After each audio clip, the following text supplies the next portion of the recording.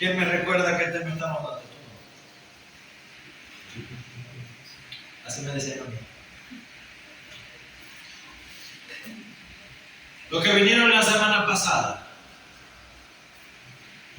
recuérdenle a la hermana, para que ella también sepa, y a mi esposa, que no saben, qué tema estamos dando en las noches. ¿Vale? No estamos dando clases por la noche.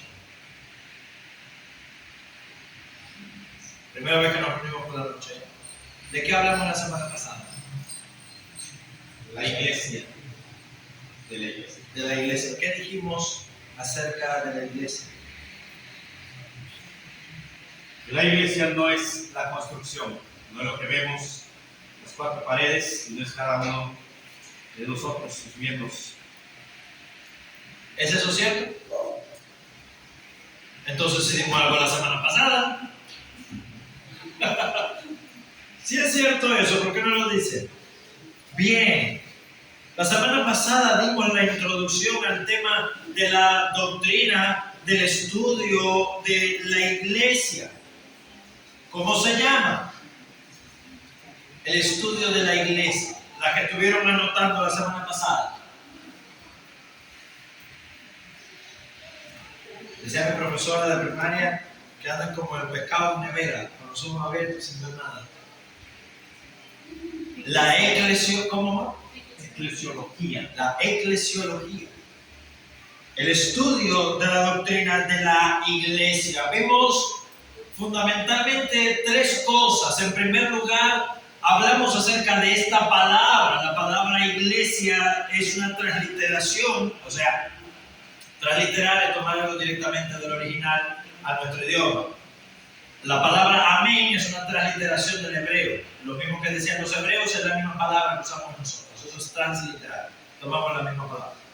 La palabra eclesias iglesia es una transliteración de la palabra griega eclesias, que significa asamblea, o los que han sido llamados fuera, convocados para una asamblea. Esta palabra traduce a la palabra hebrea kahal, que significa los convocados, los que han sido llamados a una voz. Y eso es lo que dice. Por eso insistíamos, una de las primeras conclusiones de esta doctrina o de esta enseñanza es que la iglesia no es un lugar. Los domingos no vamos a la iglesia. Los domingos nos reunimos como iglesia, que es muy diferente. Las palabras son importantes. Las palabras son importantes. Las palabras definen nuestra conducta. Nosotros somos iglesia y los domingos nos reunimos como iglesia, como asamblea, para escuchar la voz de Dios, para modelar nuestra vida, para saber cómo debemos vivir como iglesia el resto de la semana. Y la vivimos como iglesia. Así que la Iglesia Bautista La Hermosa los domingos se reúne en este local. Y el resto de la semana está dispersa. Una parte en Mérida, otra parte por aquí. Pero la Iglesia Bautista La Hermosa somos nosotros, miembros de esta congregación. Eso fue lo fundamental que vimos. Ahora, pregunta, quiero que me respondan levantando la mano. Esto es una clase. Y recuerden, cualquier duda, levanten su mano. ¿Cuándo comenzó la iglesia? Pregunta simple, fecha de nacimiento. ¿Dónde comenzó y cuándo comenzó la iglesia? No.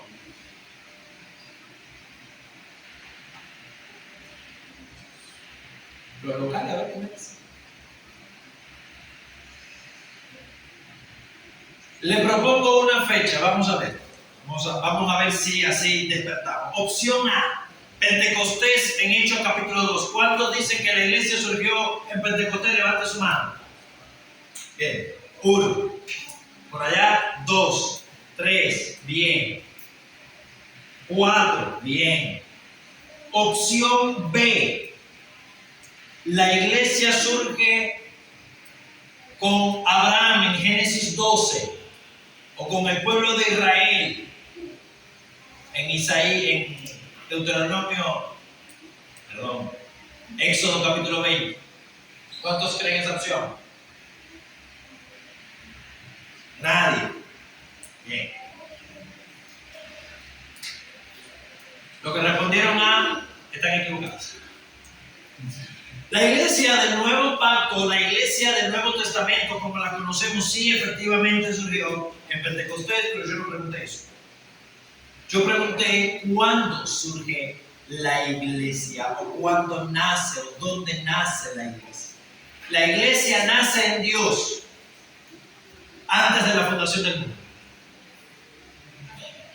¿Se entendió eso? ¿Cuándo nació la iglesia? La iglesia nace en Dios. Es la idea, es el propósito de Dios antes que el mundo existiera. El mundo, la creación, Génesis 1 existe porque existe la iglesia. ¿Se entendió eso? Cuando Dios estaba creando los cielos y la tierra, lo que Dios estaba creando era un lugar para que su iglesia habitase.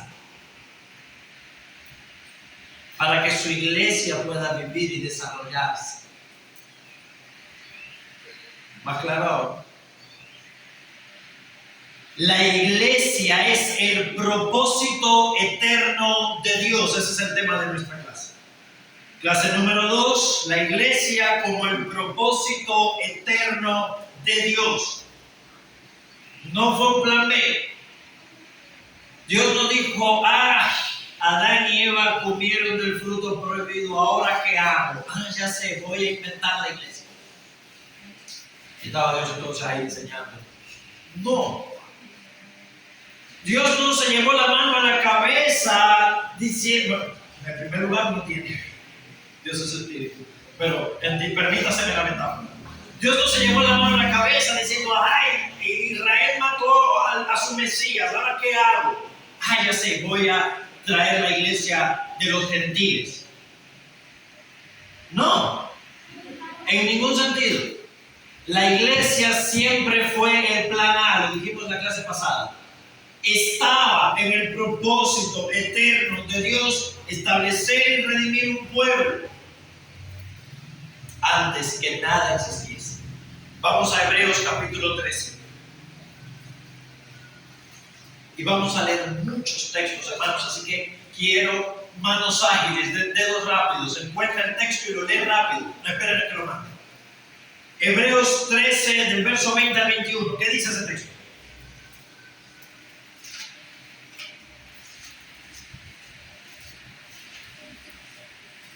Y quiero que piensen conmigo. Vamos a creer con la mente. Hebreos 13, 20 al 21. Sí, el Dios de paz que resucitó de los muertos a nuestro Señor Jesucristo, el gran pastor de las ovejas, por la sangre del pacto eterno, os haga aptos en toda obra buena para que hagáis su voluntad, haciendo Él y vosotros lo que es agradable delante de Él, por Jesucristo, al cual sea la gloria por los siglos de los siglos. Amén. Amén. Qué hermoso es eso. El Dios de paz que resucitó de entre los muertos a nuestro Señor Jesucristo, o sea, el Padre está hablando ahí. El gran pastor de las ovejas, por la sangre del pacto eterno, os haga aptos en toda obra buena. Si un pacto es eterno, ¿qué significa? Que no es temporal. Lógico. ¿Quién nos dice la Biblia que además es eterno? Dios. Dios es eterno. Dios es eterno porque no está en el tiempo. Entonces, ¿qué me está diciendo este texto? Bueno, que tenemos a Dios el Padre, a quien el escritor le está dando gracias. ¿Y qué fue que hizo Dios el Padre? ¿Qué hizo? Ojos en el texto, hermanos. ¿Qué hizo el Padre?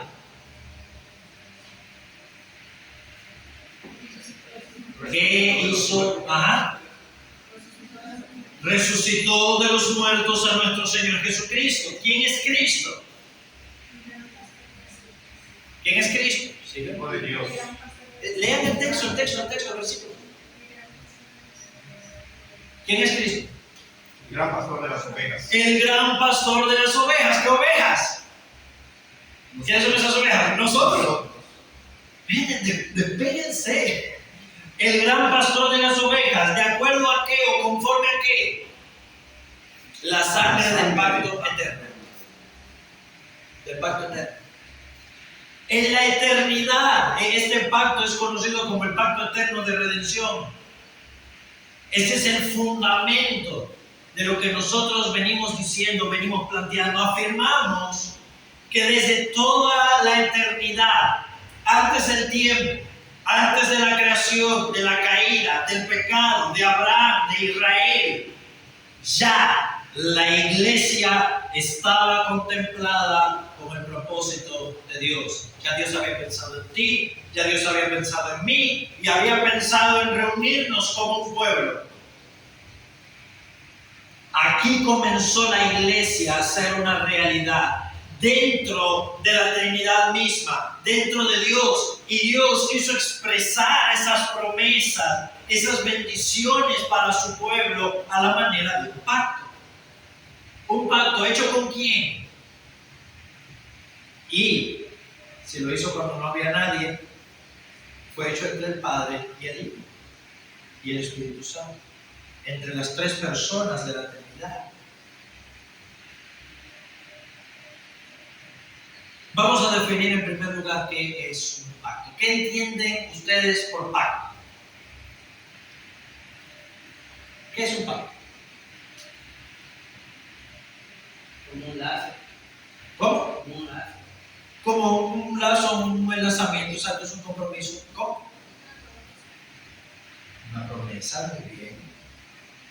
¿Alguien más? ¿Alguna otra definición?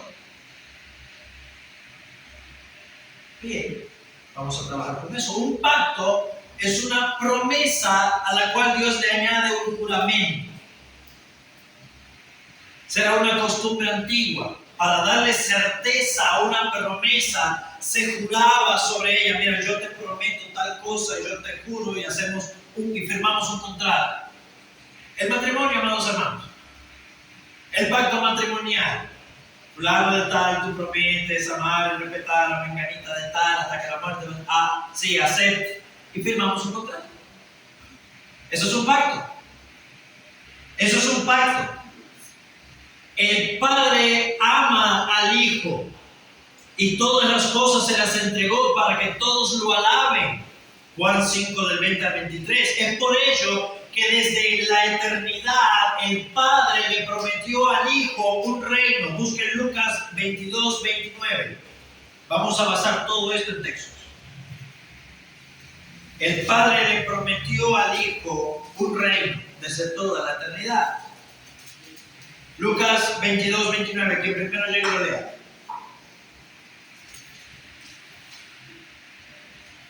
Yo pues os asigno un reino, como mi Padre me lo asignó a mí. ¿Cuándo el Padre le asignó al Hijo un reino? Usó un pretérito. Mi Padre me lo asignó. ¿Cuándo? Desde la eternidad. Y le asignó además un pueblo sobre el cual reinar.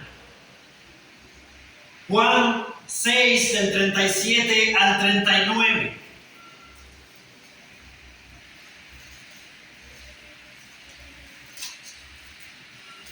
Todo lo que el Padre me da vendrá a mí, y al que a mí viene no le echo fuera, porque ha descendido del cielo, no para hacer mi voluntad, sino la voluntad del que me envió.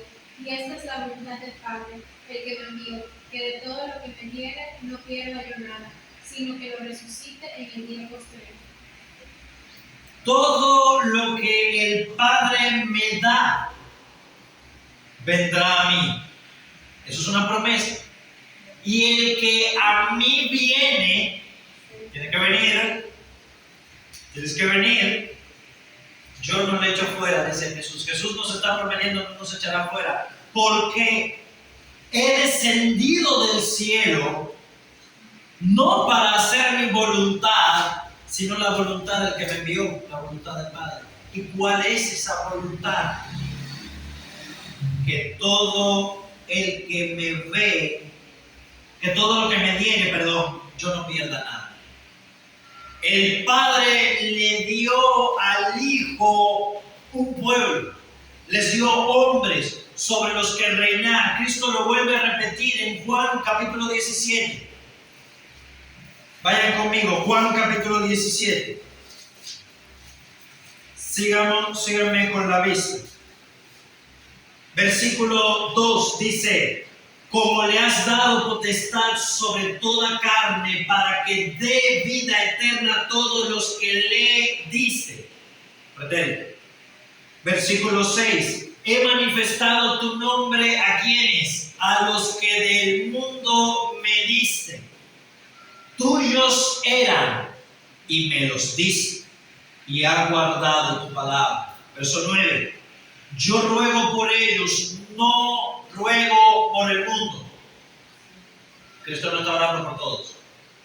Ruega por los que el Padre le había dado. Sino por los que me diste, porque tuyos son. Verso 24.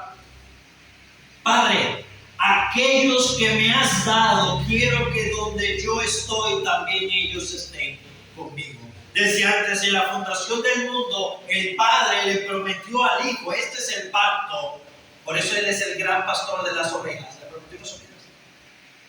Le prometió un pueblo sobre el cual reinar. Dios es el rey de todo el universo. Pero Dios le ha concedido a su Hijo, a la segunda persona de la Trinidad, un reino y un pueblo sobre el cual reinar. A los que el Padre le dio son sus ovejas. Somos esas ovejas, las cuales caímos en condenación y en el pecado a causa del pecado de Adán y por nuestras propias faltas. Como dice Isaías, todos nos descarriamos como ovejas, cada cual se apartó por su camino. Pero Dios prometió al Hijo que le daría esas ovejas. ¿Se entiende la idea? Desde la eternidad el Padre le prometió al Hijo un pueblo. Ahora, Dios sabía de antemano lo que ese pueblo iba a hacer. Dios sabía de la caída. Dios ya conocía de la introducción del pecado. ¿Cómo podría aceptar a este pueblo? El Hijo iba a redimirlo con su sangre. Pero desde antes de la fundación del mundo, Dios ya había pensado en ti, por nombre y apellidos. Juan 10, 17 al 18. Juan es el que más claro habla de esto. Capítulo 10, verso 17 al 18. ¿Qué dice ese texto?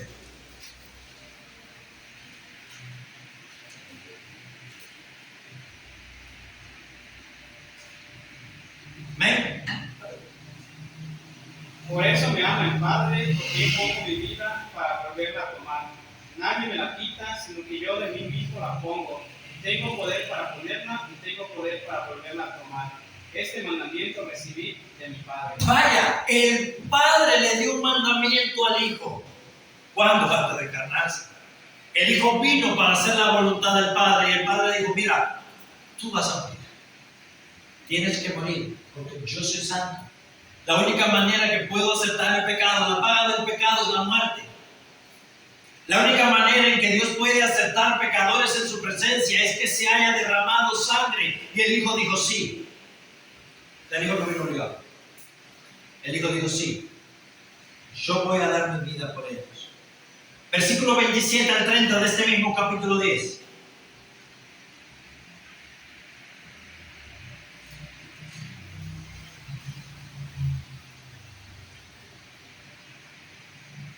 ¿Sí? ¿Quién nos puede leer? 27. Sí. Mis ovejas oyen mi voz y yo las conozco y me siguen. Y yo les doy vida eterna y no perecerán jamás. Ni nadie las arrebatará de mi mano. Mi Padre que me las dio es mayor que todos y nadie las puede arrebatar de la mano de mi Padre. Yo soy el Padre y uno somos. Yo y el Padre. Son dos personas distintas, pero tienen una misma esencia. Yo y el Padre, uno somos. Dice Jesús: mis ovejas oyen mi voz. Eso es una promesa. No es quizás, no, ellas oyen mi voz y me siguen. Y yo las conozco y yo les doy vida eterna y no perecerán jamás, seguridad de salvación. Ni nadie las podrá arrebatar de mi mano. Mi Padre que me nació, voy a repetir lo mismo, el Padre se los dio. Es más grande que todos y nadie las arrebatará de la mano de mi Padre. Y a esas ovejas, como vimos, Dios se comprometió a darles vida eterna, gracias y bendiciones infinitas por medio del sacrificio de su Hijo. El Padre desde toda la eternidad lo estableció, puso las condiciones, el Hijo lo aceptó y compró esas bendiciones con su sangre y el Espíritu Santo lo aplicó a la vida de cada uno de nosotros. Ese fue el compromiso. Tito 1:2 y 2 Timoteo 1:9.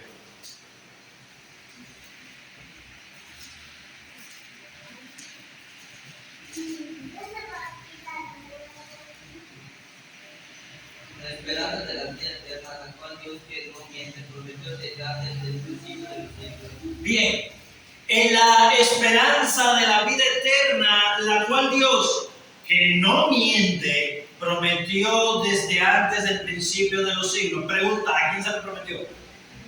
No había nadie. Al Hijo, es lo único que había. Pero esta promesa, la promesa a la que se le añade un juramento, este pacto fue hecho antes del tiempo. Por eso es llamado el pacto eterno. 2 Timoteo 1:9, ¿qué dice? Él nos salvó y llamó con llamamiento santo, no conforme a nuestras obras, sino según el propósito suyo y la gracia que nos fue dada en Cristo Jesús antes de los tiempos de los siglos. ¿Cuándo? ¿Se notaron eso? ¿Cuándo nos fue dada esa gracia en Cristo Jesús? Cuando nos convertimos. Antes de los tiempos, ni siquiera cuando nacimos, antes de los tiempos de los siglos, ya en Cristo, ya Dios había prometido darnos esas gracias, no conforme a nuestras obras, ni nada bueno que nosotros hubiéramos hecho, sino conforme a Cristo. ¿Se lo vieron? O sea, no es invento del pastor. ¿Lo están viendo ahí ustedes? ¿Tienen alguna duda? Levanten la mano, preguntan. Si lo están viendo, continuamos. La historia de la revelación, entonces, amados hermanos, y la historia de la humanidad es el cumplimiento de este pacto, es el cumplimiento de esta promesa. Desde Génesis 1:1 hasta que Cristo vuelva en gloria, todo lo que ha sucedido, todo lo que ha acontecido en cada parte de la historia del mundo, no simplemente de la Biblia, de la historia. Todo ha sido parte del cumplimiento de ese plan y de ese propósito maravilloso del Señor para establecer y bendecir a su iglesia. La iglesia comenzó en el tiempo, en algún momento del tiempo, pero su realidad ya era desde la eternidad, como el propósito de Dios.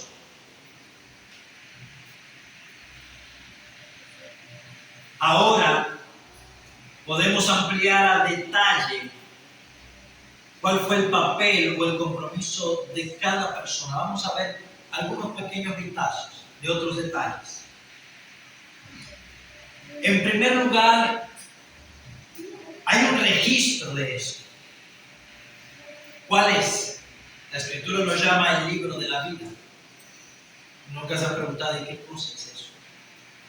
El libro de la vida del Cordero es la evidencia documentada de esta elección eterna, de este pueblo, y entrega soberana que el Padre le hizo al Hijo de sus ovejas. Jesús le dice a sus 70 discípulos: regocíjense más bien de que vuestros nombres están escritos en los cielos, dice en el libro de Lucas. El que escribió estos nombres fue el Padre, desde antes de la fundación del mundo. Vayan conmigo a Efesios capítulo 1.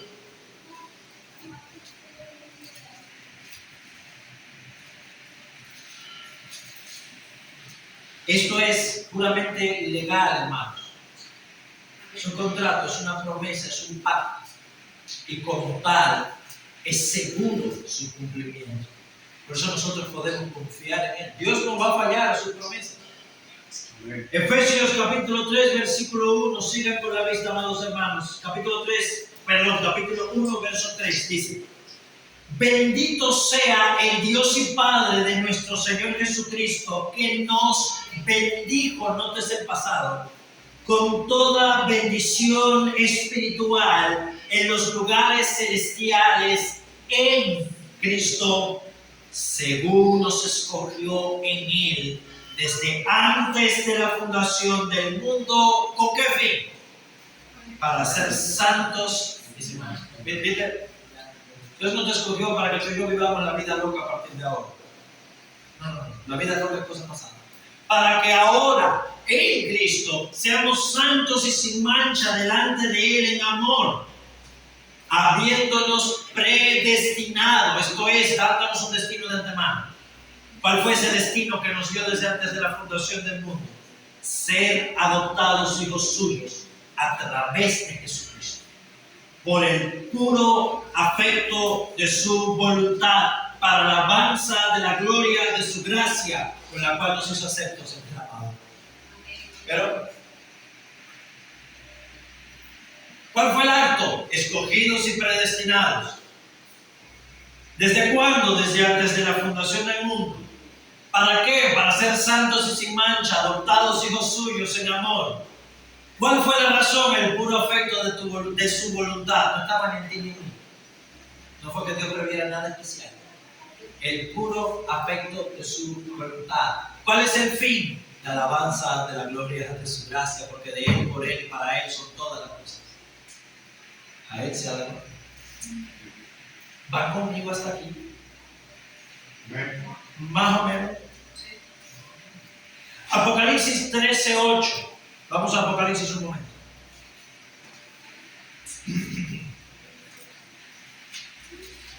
Aquí vamos a encontrar más datos sobre este registro del libro de la vida. Dice Apocalipsis 13:8, un hermano, una hermana que lo esté leyendo. Y la adoraron todos los moradores de la tierra, cuyos nombres no estaban escritos en el libro de la vida del Cordero, porque fue inmolado desde el principio del mundo. Vaya. La adoraron a la bestia, no vamos a entrar en eso. La adoraron todos los moradores de la tierra. ¿Quiénes? Aquellos cuyo nombre no estaban escritos en el libro de la vida. O sea, que me está explicando que lo que su nombre estaba escrito en el libro de la vida, no lo adoraron.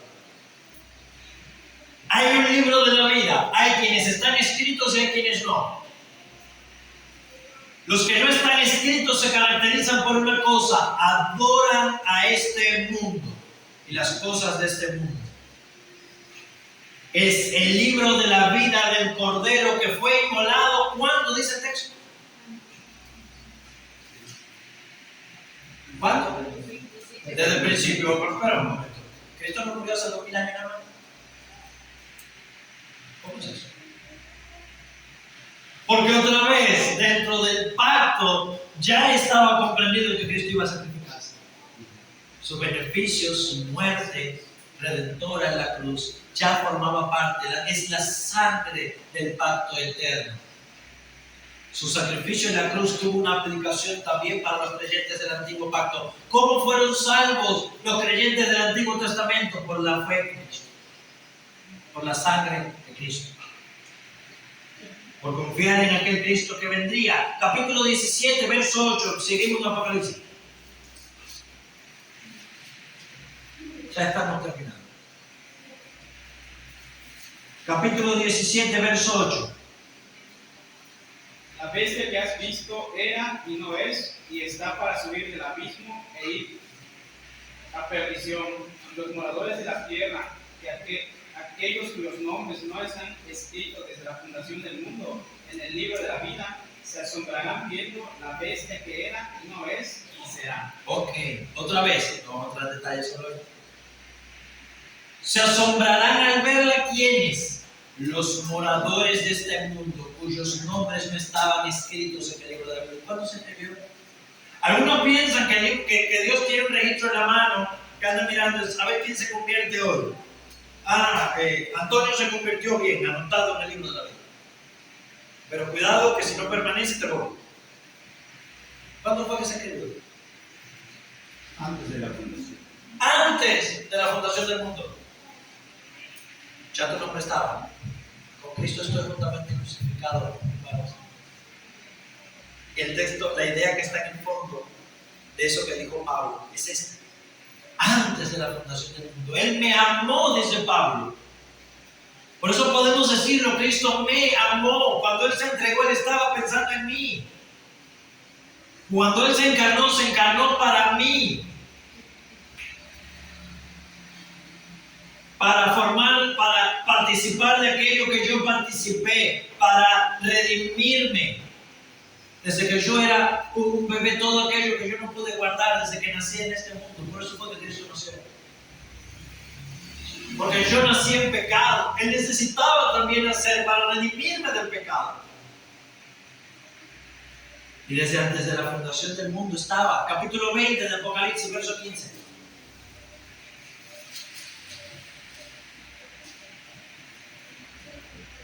¿Qué dice ese El que texto? no se halló inscrito en el libro de la vida fue lanzado al lago de fuego. Bien, ahí hablando del juicio final, dice que todos los libros fueron abiertos, nuestras obras individuales, y un libro más, el libro de la vida. Fuimos juzgados conforme a lo que habíamos hecho, de acuerdo a los registros de esos libros. Ahorita leíamos en Malaquías, que delante de Dios se había escrito el libro de las obras. ¿Y qué pasó? Al lago de fuego, al infierno, fueron lanzados todos los que no se hallaban escritos en el libro de la vida, que es el libro de la vida del Cordero. Esto habla, amados hermanos, de ciudadanía, de identidad. Ya nosotros, antes de saberlo, ya Dios había pensado en nosotros. Y nuestra ciudadanía ya estaba en los cielos. Ya Dios nos había elegido para ser su pueblo, para ser sus hijos. Ya Dios había pensado en la iglesia para mostrar su gloria, para renovar nuestro corazón y nuestra naturaleza, para mostrar el poder de Cristo. Habla de pertenencia. No depende de nuestras buenas obras, sino simplemente de la gracia de Dios. El Padre se comprometió entonces a escoger y otorgar un pueblo para el Hijo, a bendecirlos perfectamente en Él, a recibirles y adoptarles como hijos propios y darles preciosas y grandísimas promesas, aceptando el sacrificio hecho por Cristo y su vida perfecta a cambio de la de ellos. Le resucitó de entre los muertos. Para esto creó el mundo y todo lo que vemos en su palabra.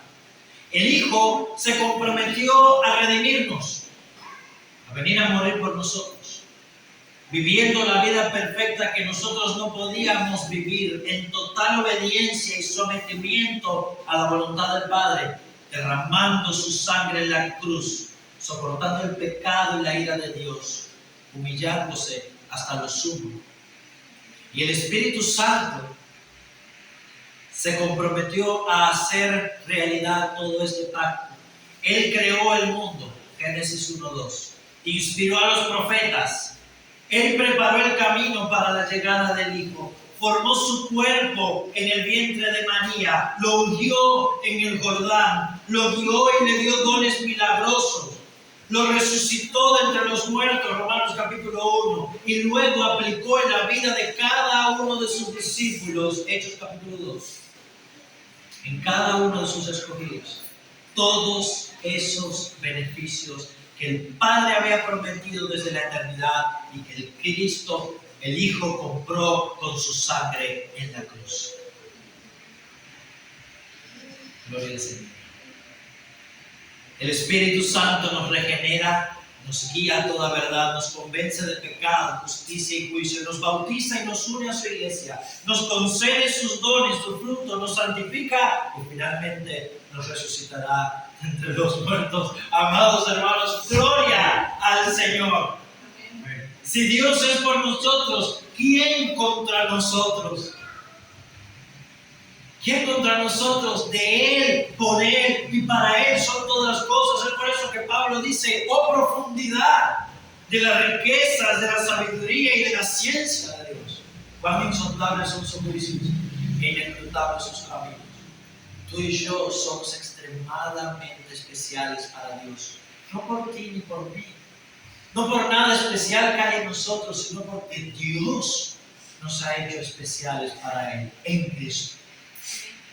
La iglesia no es una cosa que yo puedo decir, hoy sí voy, hoy no voy. ¿Me comprometo o no me comprometo? No es un Starbucks. La iglesia no es un club social. La iglesia es la institución más gloriosa del universo porque es más antigua que el universo. Y el universo existe para la iglesia. Toda la creación existe para el pueblo de Dios. Y cuando este mundo pase, déjame decirte, Apocalipsis 21, el pueblo de Dios seguirá existiendo. Y heredaremos todas las cosas. La iglesia, amados míos, no comenzó en el tiempo. La iglesia comenzó en Dios.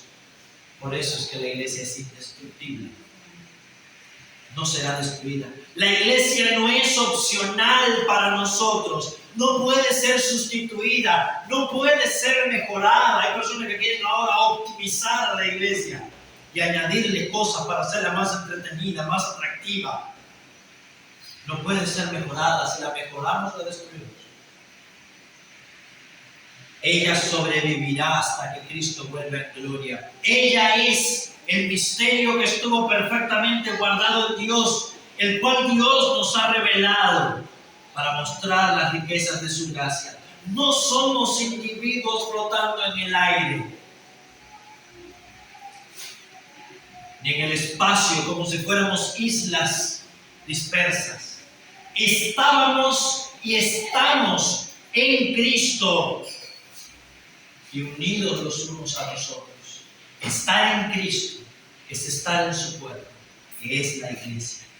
Si hay un pacto eterno con sangre, ovejas por las que se derraman, entonces hay un pueblo eterno. Y ese pueblo es la iglesia. Para concluir, Efesios capítulo 3.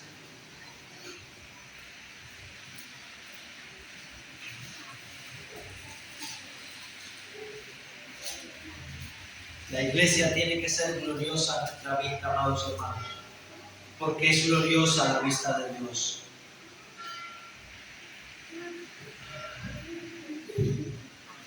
Efesios capítulo 3.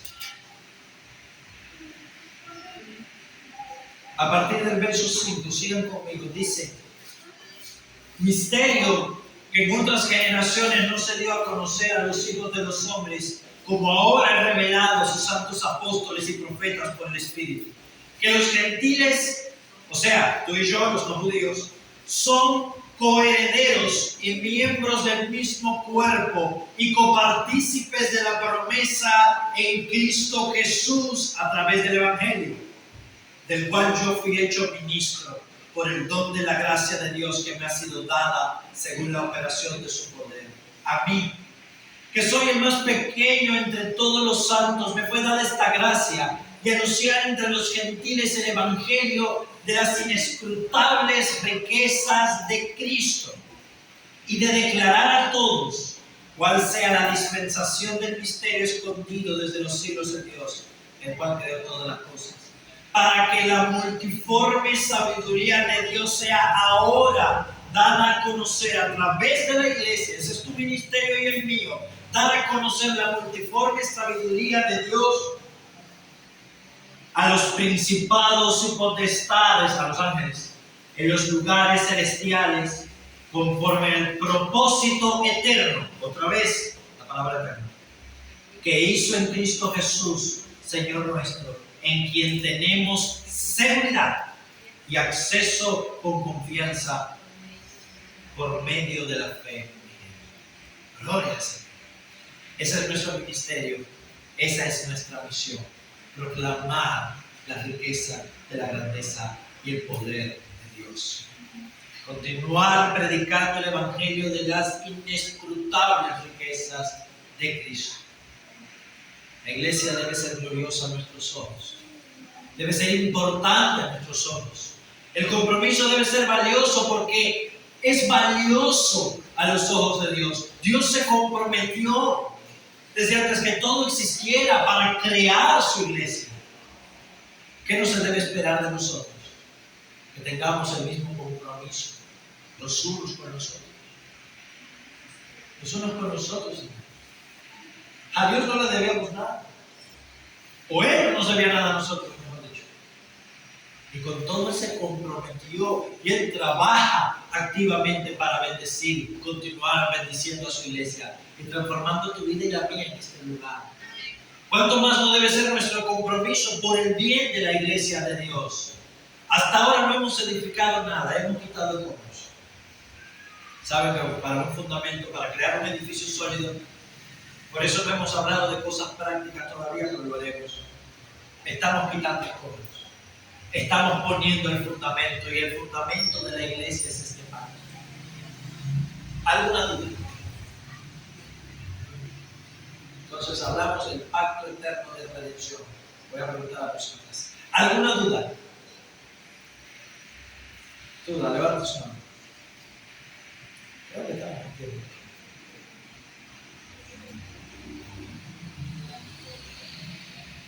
¿Dudas? ¿Sí? ¿Por allá? ¿Damaris? ¿Dudas? ¿No? La semana que viene cuando pregunten nos podemos hablar. ¿Antonio? ¿Dudas? ¿Todo claro? ¿Seguro? No. ¿Dudas, hermano? ¿Ninguno? Delante del Señor, que conste que estoy preguntando.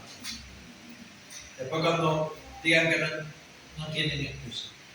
Gracias le damos al Señor. Entonces, vamos a orar para despedir este tiempo. Padre bueno, Señor Todopoderoso. Oh Señor, cuán asombroso eres. Cuán grande, cuán glorioso eres, Señor. Eres asombrosamente fiel y sabio, Señor. Tú has sido abundantemente, indescriptiblemente, Señor, misericordioso para con nosotros. Gracias, Señor. El profundizar en estos temas, en tu palabra, Señor, permite que nuestro corazón se maraville y veamos cuán pequeños somos ante ti, cuán poco te conocemos, cuán grande eres tú, cuán fiel has sido, cuán sabio has sido, Señor, para con nosotros. Llénanos de tu bondad y de tu misericordia. Concédenos tu gracia, oh Señor, y transforma nuestras vidas. Haz resplandecer, oh Dios del cielo, a tu iglesia una vez más y llénanos del poder de tu Espíritu, Señor, para que podamos disfrutar de aquello que tú prometiste, de aquello que Cristo conquistó para nosotros. Señor, no tenemos nada más que rogar, no tenemos nada más que arrebatar o que conquistar, solo tenemos que disfrutar lo que tú nos has concedido en Cristo. Llénanos de tu gozo, Señor, llénanos de tu paz. Llénanos de tus bendiciones y tu gracia. Fortalece nuestros corazones en ti. Oh Padre del cielo, que tu poder nos guíe y nos ilumine cada día de nuestra vida para la gloria de tu nombre. Amén. Amén.